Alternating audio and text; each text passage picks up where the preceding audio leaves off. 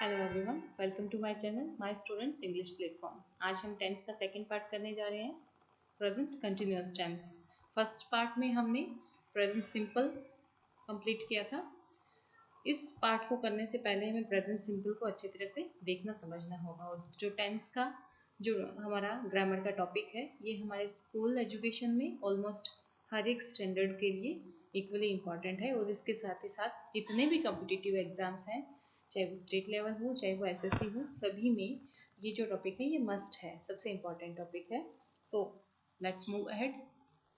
Present continuous, what is present continuous tense? इसमें होता क्या है? In this tense actions or states are mentioned as incomplete or continuous, that is as still going on.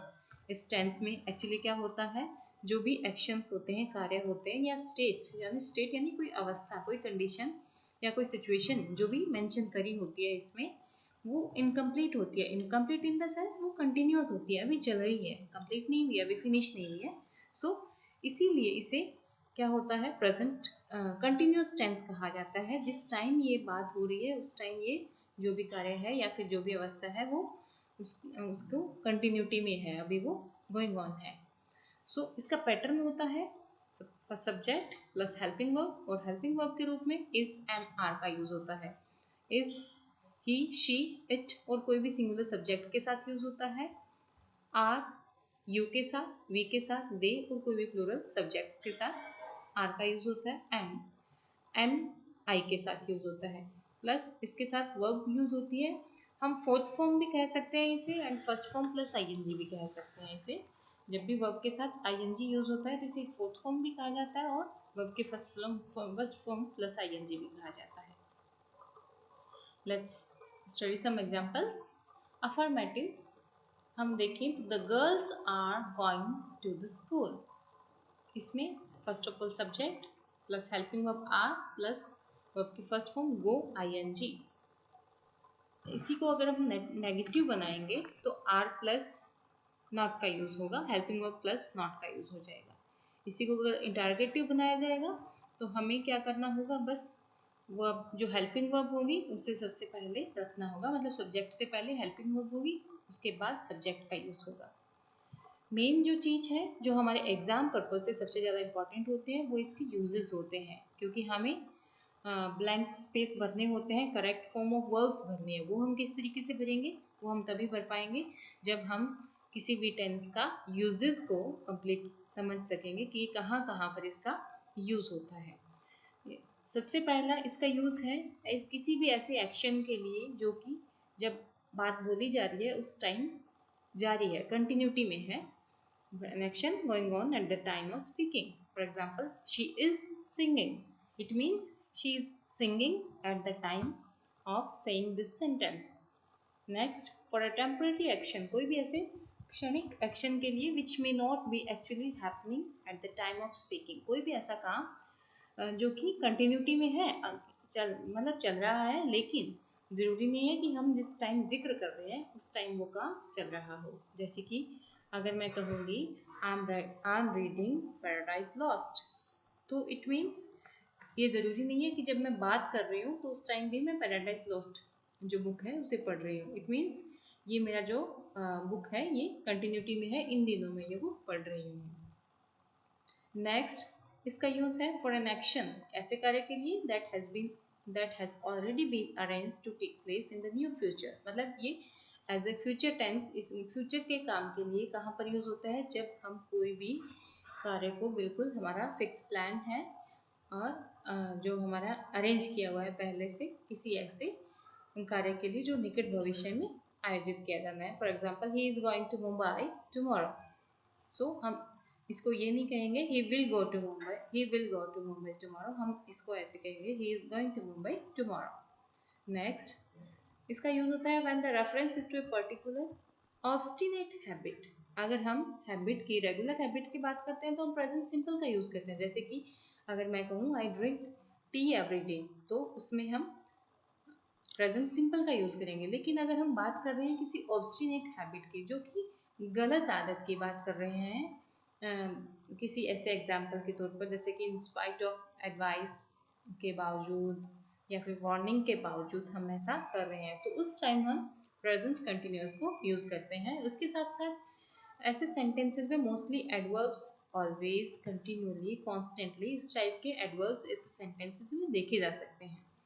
हम एक example को देख लेते हैं, इससे ये हमें क्लैरिफाई होगा। My dog is very silly, he is always running out into the road. It means यहाँ पर रनिंग आउट का मतलब ये नहीं है कि वो अभी सड़क पर दौड़ रहा है। It means he has a bad habit of running out into the road. इस ऑब्स्टिनेट हैबिट के लिए यहाँ पर कंटिन्यूअस का यूज हुआ है। नेक्स्ट, फॉलोइंग वर्ब्स, कुछ ऐसी वर्ब्स हैं on account of their meaning, क्योंकि इनका जो मीनिंग है वो इस तरीके का होता है, ये कंटिन्यूस फॉर्म में नॉर्मली यूज नहीं की जाती। जैसे कि वर्ब्स ऑफ परसेप्शन होती है, जैसे कि हम कहेंगे सी, देखना, हियर, सुनना, जो भी हमारे सेंस ऑर्गन्स हैं, इनसे रिलेटेड जितने भी वर्ब्स हैं। इसके अलावा नोटिस, रिकॉग्नाइज मतलब पहचानना, ये सारी जो वर्ब्स हैं इनके साथ आईएनजी फॉर्म नॉर्मली नहीं लगती है। इमोशनल जो वर्ब्स होती है, मतलब इमोशन से रिलेटेड जो भी वर्ब्स होती है, जैसे कि want, wish, desire, feel, like, love, hate, hope, refuse, prefer etcetera. और वर्ब्स ऑफ अपीयरिंग, जैसे कि appear, look, seen etcetera. Verbs of thinking, जैसे कि think, suppose, believe, agree, consider, trust, remember, forget, know, understand, imagine, mean, mind etcetera. इन सभी verbs के साथ भी नॉर्मली जब इनका लिटरली इनके अर्थ में यूज किया जाए तो इनके साथ आईएनजी फॉर्म नहीं लगता। हैव मतलब पजेस की फॉर्म, जैसे ओन अपने पास रखना, बिलोंग टू संबंध रखना, कंटेन इसमें शामिल होना, कंसिस्ट ऑफ एटसेट्रा। ये जो वर्ब्स होती है इनके साथ भी नॉर्मली आईएनजी फॉर्म नहीं लगता। अगर हम कहेंगे दिस कैंडी टेस्ट सॉर, इसको हम ये नहीं कह सकते this candy is tasting sour. हम हिंदी में कह सकते हैं कि ये कैंडी मुझे खट्टी लग रही है, लेकिन इसे हम इंग्लिश में दिस कैंडी टेस्ट सॉर, इसको ये बिल्कुल नहीं कह सकते, लिटरली इसको ट्रांसलेट नहीं कर सकते टेस्टिंग सॉर, ये गलत होता है। लेकिन इनके अगर थोड़ा सा मीनिंग का चेंज हो जाए तो हम इनको बहुत ऐसे एक्सेप्शनल ओकेजन होते हैं जहाँ पर इनको इस तरीके से यूज किया जा सकता है। For example, I am having lunch, तो हैव प्लस आईएनजी आ गया। हैविंग का मतलब यहाँ ईटिंग से है। He is thinking of going abroad, तो थिंकिंग का मतलब यहाँ कंसिडर द आइडिया ऑफ, मतलब इस विचार के ऊपर कंसिडर करने के लिए यहाँ पर आया है। तो यहाँ पर थिंक के साथ आईएनजी फॉर्म लगी है। कुछ एडवर्ब्स फिक्स हैं, अगर हमें बिल्कुल भी हमारी ज़ीरो इंग्लिश है और हमें बिल्कुल हम डम स्ट्रक है, हमें कुछ समझ नहीं आ रहा कि कहाँ पर प्रेजेंट कंटिन्यूअस का यूज़ होना है, तो हम कुछ ऐसे एडवर्ब्स हैं जिन्हें पढ़कर हम आंसर दे सकते हैं कि ये प्रेजेंट कंटिन्यूअस इसमें आएगा, और चांसेस आर देयर मोस्टली कि 90% हमारे क्वेश्चन सॉल्व सही हो जाते हैं। जैसे फॉर एग्जाम्पल स्टिल मतलब अभी, in the present time, at this time, at this moment, nowadays, now, these days, this evening, today, at present, etc. अगर ये वर्ड्स आते हैं तो आप आंख बंद करके इसमें प्रेजेंट कंटिन्यूअस वर्ब का यूज कर सकते हैं, मतलब is are am plus verb की फर्स्ट फॉर्म प्लस आईएनजी का यूज कर सकते हैं। वो सही हो सकता है, मोस्टली सही होता है। सो आज हमने डिस्कस किया present continuous tense. Next video में हम आगे टेंस को डिस्कस करेंगे। Thank you.